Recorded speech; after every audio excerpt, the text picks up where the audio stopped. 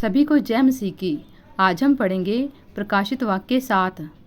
Israel के 1,44,000 लोग। इसके बाद मैंने पृथ्वी के चारों कोनों पर 4 स्वर्गदूत खड़े देखे।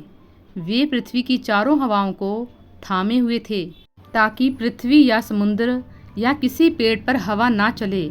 फिर मैंने एक और स्वर्गदूत को जीवते परमेश्वर की मोहर लिए हुए पूर्व से ऊपर की ओर आते देखा।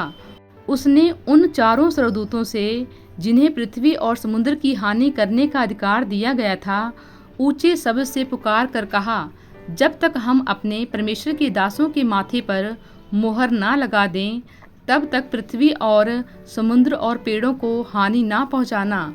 जिन पर मोहर दी गई, मैंने उनकी गिनती सुनी, अर्थात इज़राइल की संतानों के सब गोत्रों में से 1,44,000 पर मोहर दी गई।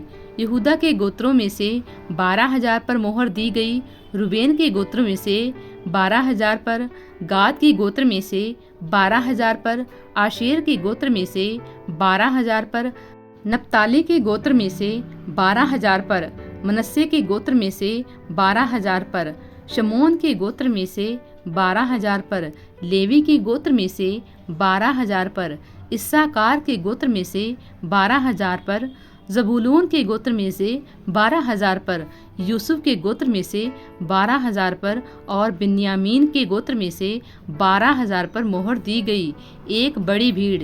इसके बाद मैंने दृष्टि की और देखो, हर एक जाति और कुल और लोग और भाषा में से एक ऐसी बड़ी भीड़ जिसे कोई गिन नहीं सकता था, श्वेत वस्त्र पहने और अपने हाथों में खजूर की डालियां लिए हुए सिंहासन के सामने और मेमने के सामने खड़ी है और बड़े शब्द से पुकार कर कहती है, उद्धार के लिए हमारे परमेश्वर का जो सिंहासन पर बैठा है और मेमने का जय जयकार हो।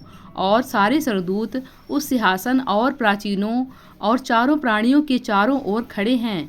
फिर वे सिंहासन के सामने मुंह के बल गिर पड़े और परमेश्वर को दंडवत करके कहा, आमीन। हमारे परमेश्वर की स्तुति और महिमा और ज्ञान और धन्यवाद और आदर और सामर्थ्य और शक्ति युगानुयुग बनी रहे, आमीन।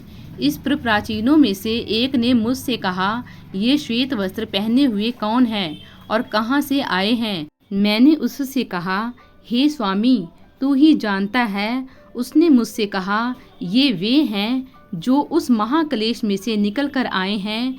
इन्होंने अपने अपने वस्त्र मेमने के लहू में धोकर श्वेत किए हैं। इसी कारण वे परमेश्वर के सिंहासन के सामने हैं और उसके मंदिर में दिन रात उसकी सेवा करते हैं। और जो सिंहासन पर बैठा है, वह उसके ऊपर अपना तंबू तानेगा।